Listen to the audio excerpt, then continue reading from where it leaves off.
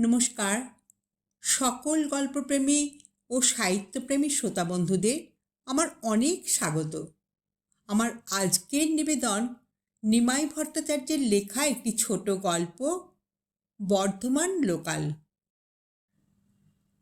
কি আশ্চর্য, ওই লোকটা আজকেও আবার আমার কামরায় উঠেছে। লোকটার মতলব কি? অদিতি মুহূর্তের জন্য লোকটাকে একবার দেখে নিয়েই দৃষ্টি ঘুরিয়ে নেয়। মনে মনে বলতে থাকে, থাক থাক, আর ভদ্রলোকের ভান করতে হবে না। লোকাল ট্রেনে বা ট্রামে বাসে একটা পত্রপত্রিকা পড়লেই ভদ্রলোক হওয়া যায় না। ওসব আমার খুব জানা আছে। হাজার হোক রাত 8টা করে লোকাল। অন্ধকারের মধ্য দিয়েই ট্রেন ছুটছে। জানলা দিয়ে বাইরে তাকিয়ে বিশেষ কিছুই দেখা যায় না। তবু অদিতি কয়েক মিনিট জানলার বাইরের দিকে তাকিয়ে থাকে। কামরার মধ্যে দৃষ্টি ঘুরিয়ে নিয়েই অদিতি মনে মনে বলে, না না, জানলা দিয়ে বাইরের দিকে তাকিয়ে থাকা ঠিক নয়। আমাকে অন্যমনস্ক দেখে লোকটা যদি হঠাৎ আমার মুখ চেপে ধরে। ও লুকিয়ে একটা চাপা দীর্ঘ নিঃশ্বাস ফেলেই ঠিক করে, একটু সতর্ক থাকতে হবে। যদি লোকটা সত্যি কোনো বদ মতলবে এগিয়ে আসে, তাহলে শরীরের সমস্ত শক্তি দিয়ে লোকটাকে জুতো পেটা করতে হবে। মনে মনে সিদ্ধান্ত নিয়েও অদিতি যেন হোঁচট খায়। কিন্তু যদি জুতো পেটা করার সুযোগ না পায়, তার আগেই ব্যাগটা ছিনিয়ে নিয়ে ট্রেন স্টেশনে ঢোকার মুখে লাফিয়ে পড়ে, তাহলে কি করা যাবে? তবু ভালো, অন্য কোনো ক্ষতি তো করলো না। আচ্ছা, যদি লোকটা ছুরি বের করে, যদি গলার কাছে ছুরি ধরে হাতের কঙ্কন আর ঘড়িটা খুলে দিতে বলে? সঙ্গে সঙ্গে অদিতির কত ঘটনা মনে পড়ে যায়। এই তো মাস তিনেক আগেকার কথা। বোধহয় এই 8টা কুড়ির ট্রেনেই শেফালিদের মেয়েকে নিয়ে চন্দননগর যাচ্ছিলেন। বর্ধমানের পর 2-3টে স্টেশন পার হতেই একটা ভদ্রঘরের ছেলে হঠাৎ শেফালিদির মুখের সামনে ছুরি ধরে বলল, চটপট আপনার ঘড়ি আর গলার হারটা খুলে দিন। ছেলেটার কাণ্ড দেখে শেফালিদি ভয় আতঙ্কে কিছু বলতে গিয়েও মুখ দিয়ে কিছু শব্দ বের করতে পারলেন না। ছেলেটা খ্যাপা কুকুরের মতো হুঙ্কার দিয়ে শেফালিদির মেয়েকে বলল, কিরে ছুরি, গায়ে হাত না দিলে কি খুলতে পারছিস না? 18 বছরের মেয়েটা ভয় ভেউ ভেউ করে কেঁদে উঠতেই শেফালিদি আর এক মুহূর্ত সময় নষ্ট না করে নিজের ঘড়ি আর হার খুলতে খুলতেই মেয়েকে বললেন, নে নে, চটপট খুলে দে। ছেলেটা সব কিছু পকেটে পুরে অন্ধকারের মধ্যেই পরের স্টেশনে নেমে গেল। কামরায় যে 3-4 জন লোক ছিল, তারা টু শব্দটি পর্যন্ত করল না। শেফালিদি বলেছিলেন, তোমরা ভাবতে পারবে না ছেলেটাকে দেখতে কি সুন্দর। অতি ভদ্রঘরের ছেলে না হলে অত সুন্দর দেখতে হতে পারে না। আবার অদিতি মুহূর্তের জন্য লোকটাকে দেখে নিয়ে মনে মনে বলে, এই হতভাগাকে দেখতেও বেশ সুন্দর। যেমন গায়ের রং, সেই রকমের চোখ মুখ। দেখে তো মনে হয় উনি অত্যন্ত ভদ্রঘরের ছেলে। কিন্তু দেখতে সুন্দর হলেই কি স্বভাব চরিত্র ভালো হয়? অত্যন্ত দুশ্চিন্তার মধ্যেও ও একটু চাপা হাসি হাসে। ওরে বাপু, তোমার মতলব কি আমি বুঝতে পারিনি? যদি অত সাধুই হবে, তাহলে ঠিক পর পর 2 সপ্তাহ আমার কামরাতেই উঠবে কেন? এত বড় ট্রেনে আর কোথাও উঠবে না কেন? দৃষ্টিটা কামরার চারপাশে ঘুরিয়ে নিতেই অদিতি দেখে সেই 2টো লোক এখনো ব্যাগ মাথায় দিয়ে ঘুমোচ্ছে। ভগবান জানেন ওরা কোথায় যাবে। তবে দেখে মনে হয় বোধহয় সারাদিন পরিশ্রম করে অত্যন্ত ক্লান্ত হয়ে ঘুমোচ্ছে। নির্ঘাত ছোটোখাটো ব্যবসাদার। এই ধরনের রাত্রে ট্রেনে নিশ্চয়ই নিয়মিত যাতায়াত করে। তা না হলে অত নিশ্চিন্তে কি ঘুমোনো যায়? হঠাৎ ট্রেনটা থামতেই ও জানলা দিয়ে বাইরের দিকে তাকায়। হা ভগবান, এতক্ষণে দেবীপুর এলো! আমি তো ভেবেছিলাম 5-7 মিনিটের মধ্যেই ব্যান্ডেল আসবে। একজন বৃদ্ধাই কামরায় উঠলেন। যাক, তাও ভালো। একবার মনে হলো ওদের জিজ্ঞাসা করি, আপনারা কোথায় যাবেন? না না, কি দরকার? ওই হতভাগা ঠিক মনে করবে আমি ভয় পেয়েছি। ওকে কিছুতেই বুঝতে দেব না। আমি একটু চিন্তিত, আতঙ্কিত।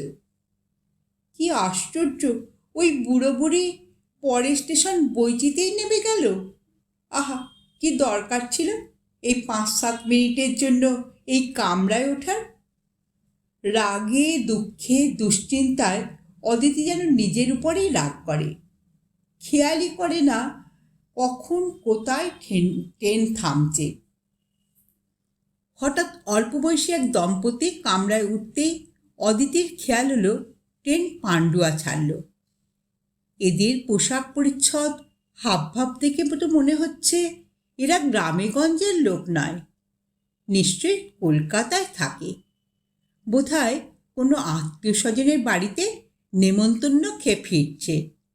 যাক, ভালোই হলো। লোকটার বদ মতলব থাকলেও ওদের সামনে বোধহয় কিছু করতে সাহস হবে না। কিন্তু ছুরি দেখে যদি ওরাও ভয় পায়? তবে ওরা দুজনে তো বেশ খানিকটা দূরে বসে আছে। ওদের দুজনকে আর আমাকে একসঙ্গে ছুরি দেখাতে পারবে না। ওদের সামনে ছুরি বের করলেই আমি অ্যালার্ম চেন। না না, তা তো হবে না। হতচ্ছাড়া রেল কোম্পানি বোধহয় লোকাল ট্রেনে অ্যালার্ম চেনের কারবারই তুলে দিয়েছে। তাহলে যা থাকে কপালে আমি ঠিক ট্রেন থেকে লাফ দেব, তারপর যা হয় হোক। যে দুটো লোক এতক্ষণ অঘরে ঘুমোচ্ছিল তারা হঠাৎ উঠে বসেই একবার বাইরের দিকে দেখে নিয়ে চুপ করে বসে থাকে। পরের স্টেশনে ট্রেন থামতেই ওরা নেমে যায়। 8-10 মিনিট পরে মকড়ায় ওই দম্পতি নেমে যেতেই অদিতির মুখ শুকিয়ে যায়। মনে মনে ভগবানের নাম স্মরণ করলেও অজানা বিপদের চিন্তায় শিউরে ওঠে।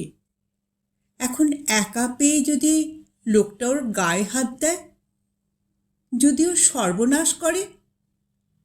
ওরা দুজন ছাড়া কামরায় আর কেউ নেই, বাধা দেবারও কেউ নেই, চক্ষু লজ্জারও কোনো ঝামেলা নেই। অদিতি ভেবে কুলকিনারা পায় না। লোকটাকে সাক্ষাৎ যমদূত মনে হয়। ওর মুখ দেখলে গা জ্বলে যাবে, কিন্তু তবুও একবার ওর দিকে না তাকিয়েও পারে না। লোকটা বই পড়ছে। ওকে দেখে অদিতির হাসি পায়। মনে মনে বলে, তোমার ভণ্ডামিতে আমি ভুলছি না। তোমার যদি কোনো বদ মতলবই না থাকে তাহলে আমাকে দেখে এই কামরায় উঠেছিলে কেন? এই সব আকাশ পাতাল ভাবতে ভাবতেই 8টা করে লোকাল ব্যান্ডেল পেরিয়ে গেল। দেখতে দেখতে হুগলি, চুঁচড়া, চন্দননগরও চলে গেল। তারপর আরও কয়েকটা স্টেশন পার হয়ে শ্রীরামপুর, রিসরা ছাড়তেই অদিতি স্বস্তির নিঃশ্বাস ফেলে। কোন্নগরের ট্রেন থামতেই অদিতি প্রায় লাফ দিয়ে নেমে যায়। ও প্ল্যাটফর্মে নেমে পিছন দিকে ফিরে দেখে ওই লোকটা ওর দিকেই তাকিয়ে আছে। 4 ভাই বোনের মধ্যে অদিতি সবচেয়ে বড়। ও যখন বিয়ে পড়ে তখনই একদিন ওর মা স্বামীকে বললেন, ছেলে মেয়েরা বড় হচ্ছে, বড় মেয়েকে যদি MA পড়াও তাহলে তো 3-4 বছরের মধ্যে ওর বিয়ে দিতে হবে। ততদিনে তো আবার একটা মেয়ের বিয়ের ব্যবস্থা করতে হবে। তাই বলছিলাম এ বছরের মধ্যেই ঘরদোর পাকা করে নাও। সুখেন্দুবাবু চায়ের কাপে চুমুক দিয়ে একটু হেসে বললেন, পরশুদিনই অফিসের লোনের জন্য দরখাস্ত করেছি। পুরো বাড়িটাই শেষ করবে তো? হ্যাঁ হ্যাঁ, একবার যখন ধরব তখন পুরোটাই শেষ করব। সুখেন্দুবাবু একটু থেমে স্ত্রীর দিকে তাকিয়ে বললেন, এই টিনের বাড়ি দেখলে কি কোনো ভালো পরিবারের ছেলে তোমার মেয়েদের বিয়ে করতে রাজি হবে? যাই হোক, সত্যি সত্যি মাসখানেকের মধ্যে বাড়ি তৈরি শুরু হলো। সকাল বিকেল লরি বোঝাই ইট, বালি, সিমেন্ট, পাথর আসে। 10-12 জন মিস্ত্রি আর 5-6 জন সাকরেদ সকাল থেকে সন্ধে পর্যন্ত কাজ করে। মাসখানেকের মধ্যেই জানলা দরজার ফ্রেম বসানো হয়ে গেল। কয়েকদিনের মধ্যেই বাথরুম, পায়খানার সব সরঞ্জাম হাজির। ছাদ ঢালার ঠিক দিন কয়েক আগে সুখেন্দুবাবু স্ত্রীকে বললেন, যা ভেবেছিলাম তার চাইতে অনেক বেশি খরচ হয়ে গেল। এখন হাতে যা আছে তা দিয়ে ছাদ ঢালাই হবে না। তোমার হাতে একেবারেই কিছু নেই? আছে, কিন্তু ছাদ ঢালাইয়ের জন্য আরও 7-8 হাজার টাকা লাগবে। তার উপর দোতলার ঘর, বাথরুম ছাড়াও বাড়িটার একটা পাঁচিলও তো দিতে হবে। এখন কি হবে? কি আর হবে, পিএফ থেকে লোন নেব। সুখেন্দুবাবু একটু হেসে বললেন, একবার যখন শুরু করেছি তখন শেষ না করে ছাড়ছি না। ছাদ ঢালাই হতে না হতে দোতলার ঘর, বাথরুমের সব মাল মশলা, জিনিসপত্র এসে গেল। এবার সুখেন্দুবাবু বললেন, সামনের সপ্তাহে বাথরুমের কাজ শুরু হবে। তারপর একতলার প্লাস্টার আর রং টং হতে না হতেই দোতলার ঘরদোর তৈরি হয়ে যাবে। এভাবে বাড়ি তৈরি হচ্ছে দেখে সবাই খুশি। ঠিক 3 দিন পর কারখানা লক আউট হয়ে গেল। সারা পরিবারের মাথায় যেন বজ্রাঘাত পড়ল। ওই কয়েকটা বছরের কথা মনে পড়লে এখনও ওরা সবাই শিউরে ওঠে। হাজার সমস্যার মধ্যেও অদিতি বিএ পাশ করেই বিএড করল। তারপর কোন্নগরেই একটা প্রাইমারি স্কুলে বছরখানেক চাকরি করার পর শেষ পর্যন্ত বর্ধমান শ্রী বিদ্যা মন্দিরে চাকরিটা জুটে গেল। যাতায়াতে পরিশ্রম থাকলেও মাইনে ভালো। এসব বেশ কয়েক বছর আগেকার কথা। সুখেন্দুবাবুর কারখানা এখনও খোলেনি, কিন্তু অদিতি নিজে বিয়ে না করলেও 2 ছোট বোনের বিয়ে দিয়েছে। কপাল গুনে 2টো ভগ্নিপতি বেশ ভালো। আরতির স্বামী সাধারণ গ্র্যাজুয়েট হলেও আইসিআইতে ভালো মাইনে পায়। আরতি স্কুলে চাকরি করে, প্রত্যেক মাসে মাকে সচারেক টাকা দেয়। ছোট ভগ্নিপতি কোল ইন্ডিয়ার ইঞ্জিনিয়ার, খুবই ভালো মাইনে পায়। তাই ছোট বোন নিজে কোনো কাজকর্ম না করলেও প্রত্যেক মাসে মাকে 250 টাকা পাঠায়। ছোট ভাই বিএসসি পড়ছে, ওকে একটু দাঁড় করাতে পারলেই অদিতি একটু নিশ্চিন্ত হতে পারে। তাছাড়া দোতলায় ঘরদোর তৈরি না হলেও আরতির বিয়ের আগেই একতলার সব কাজ হয়ে যায়। আরতির বিয়ের পর একটা ঘর ভাড়া দিয়ে মাসে মাসে 300 টাকা আসছে। তা দিয়ে অন্তত গ্যাস আর ইলেকট্রিসিটির খরচ মিটে যায়। সুখেন্দুবাবু কিছু না বললেও তার স্ত্রী মাঝে মাঝেই বড় মেয়েকে বলেন, তুই যে কবে বিয়ে থা করে সংসারী হবি সেই চিন্তাতেই আমি পাগল হয়ে যাই। অদিতি হাসতে হাসতে বলে, তোমার 17 বছরে বিয়ে হয়েছিল বলে আজকাল আর তা হয় না। তা ঠিক, কিন্তু 22-23-এর মধ্যেই তো আর 2 জনের বিয়ে হয়ে গেল। এদিকে সামনের অঘ্রাণেই তো তুই 28 পূর্ণ করে 29-এ পড়বি। আজকাল 28-29-এ মেয়েরা বুড়ি হয় না। তাছাড়া 30-32-এ আগে অনেক ছেলে বিয়ে করতে চায় না। একটু সেটেল না হয়ে কেউই আজকাল বিয়ে করে না। এইভাবেই দিন চলে। আবার কদিন পর ওই 8টা 20 ট্রেনে ঠিক ওরই কামরায় ওই লোকটাকে দেখে অদিতি চমকে ওঠে। 2-4 জন যাত্রী ওঠানামা করেন, কিন্তু কামরায় শুধু ওরা দুজনেই থাকে। অদিতি সতর্ক না থাকলেও সন্ত্রস্ত না হয়ে পারে না। আগের দিনের মতোই লোকটা সব সময় বইপত্র পড়ে। না, সেদিনও কোনো ঘটনা ঘটে না। অদিতি স্কুলের পর এক ছাত্রীর বাড়িতে কয়েকটা মেয়েকে পড়ায়, তাই 7:30টার ট্রেন ও কিছুতেই ধরতে পারে না। এই 8টা 20 ট্রেনেই ও রোজ বাড়ি যায় এবং প্রত্যেক দিন গার্ডের ঠিক পাশের কামরাতেই বসে। না, অদিতি লোকটাকে রোজ দেখতে পায় না। আস্তে আস্তে খেয়াল করল লোকটা সপ্তাহে 2-3 দিন যায়। তাছাড়া কয়েক মাস ধরে দেখার পর অদিতি মনে মনে স্বীকার করে লোকটা চোর, ডাকাত বা ছিনতাইবাজ নয়। যদি লোকটা খারাপ হতো তাহলে অনেক কিছুই করতে পারত। কম দিন তো সুযোগ পায়নি। তাছাড়া লোকটা শুধু পড়ে, আশেপাশে লোকজন থাকলেও কারোর সঙ্গে কোনো কথাবার্তা বলে না। আচ্ছা, ওই লোকটা কি বর্ধমানে কোনো কলেজে পড়ায়, নাকি বর্ধমানে কোনো অফিসে চাকরি করে? এইভাবে কটা মাস কেটে গেল।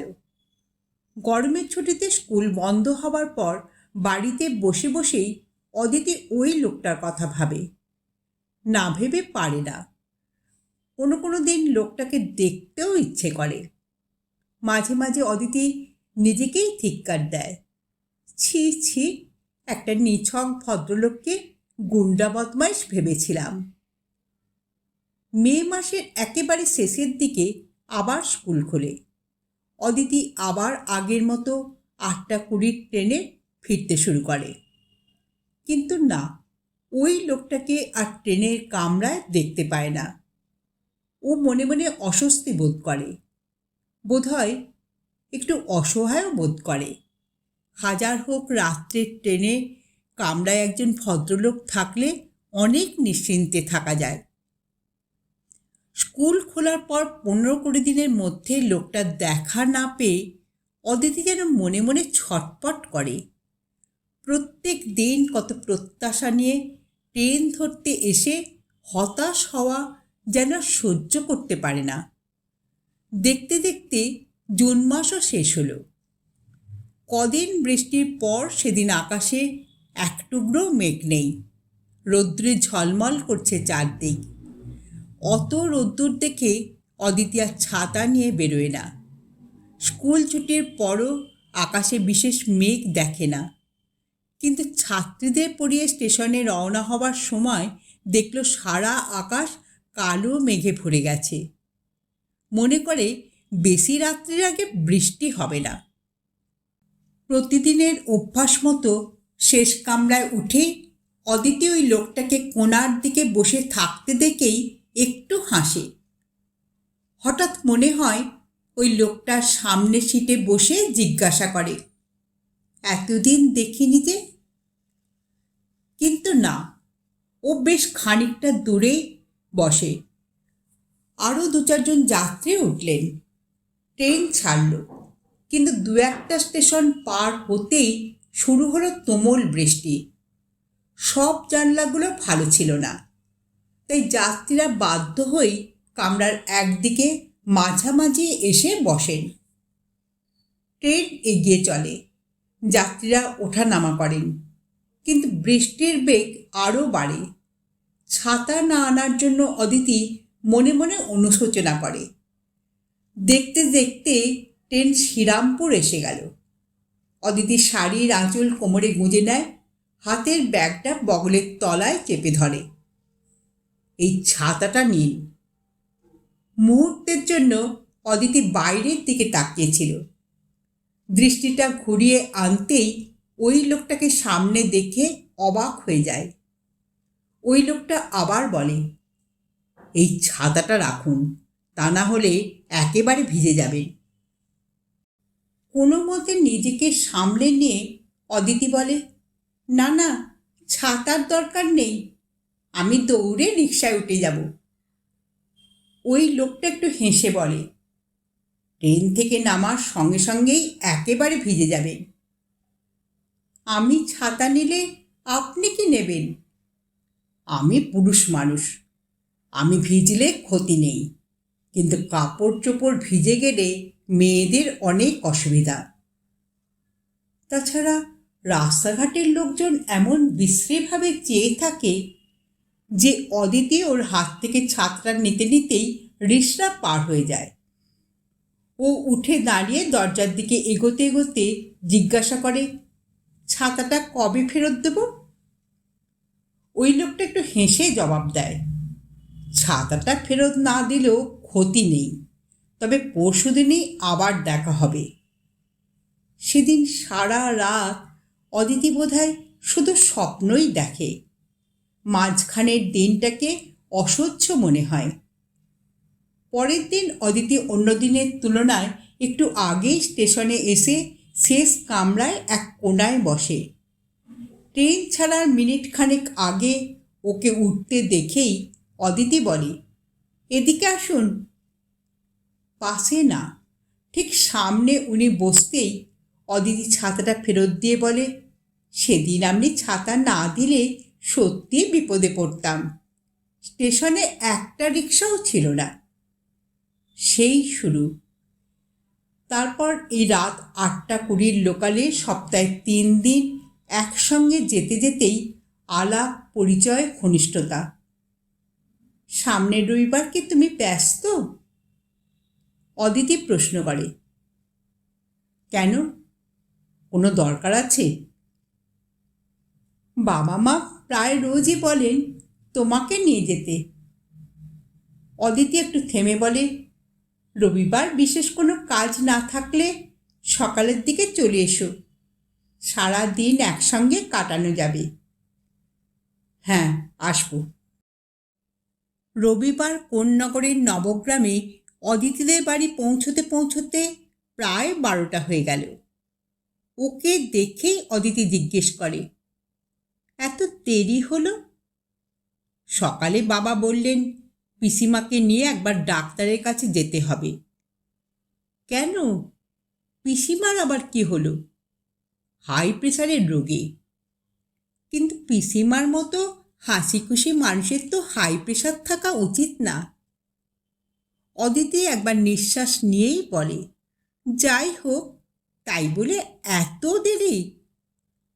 ডাক্তারের কাছ থেকে এসেই দেখি ছোট ভগ্নিপতি এসেছে। হাজার হোক একেবারেই নতুন জামাই, তাই সুখেন্দুবাবু বারান্দায় দাঁড়িয়ে মেয়েকে বলে, ওকে ঘরে নিয়ে এসে বসতে দে, তারপর কথা বলিস। অদিতি ওকে নিয়ে কয়েক পা এগোতেই ওর মা সামনে এসে দাঁড়ান। মা, এই হচ্ছে সার্থক। অদিতি খুশির হাসি লুকিয়ে বলে, থিসিস জমা দিয়ে দিয়েছে, সুতরাং কয়েকদিন পরে ইনি ডক্টর সার্থক চৌধুরী হয়ে যাবেন। অদিতির মা বলেন, এই ছেলে যদি ডক্টরেট না হয় তাহলে আর কে হবে? সুখেন্দুবাবু বারান্দা থেকে নেমে এসে পাশে দাঁড়ান। সার্থক ওদের দুজনকে প্রণাম করে। সুখেন্দুবাবু ওর মাথায় হাত দিয়ে আশীর্বাদ করে বলেন, দীর্ঘজীবী হও বাবা। অদিতি সার্থককে নিয়ে ঘরে যাবার পরপরই অদিতির মা এসে জিজ্ঞাসা করেন, বাবা, তুমি কি চা খাবে নাকি একেবারেই খেয়ে নেবে? না মাসিমা, এখনই খাবো না, পিসিমা এত লুচি খাইয়ে দিয়েছে যে। এখন চা খেতে তো আপত্তি নেই? না না, চা খেতে আবার কি আপত্তি? সবাই মিলে চা খেতে খেতে গল্প গুজব হয়। অদিতি হাসতে হাসতে বলে, জানো মা, পিসিমা এখনও ওকে ভাত মেখে দেন। উনিও একটু হেসে বলেন, তাই নাকি? সার্থক বলেন, পিসিমার ধারণা এখন আমি ছোট বাচ্চা আছি।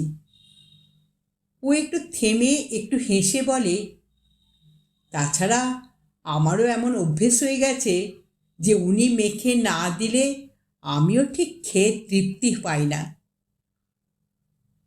তোমার পিসিমার রান্না খেয়ে তো আমার মেয়ে মুগ্ধ হয়ে গেছে।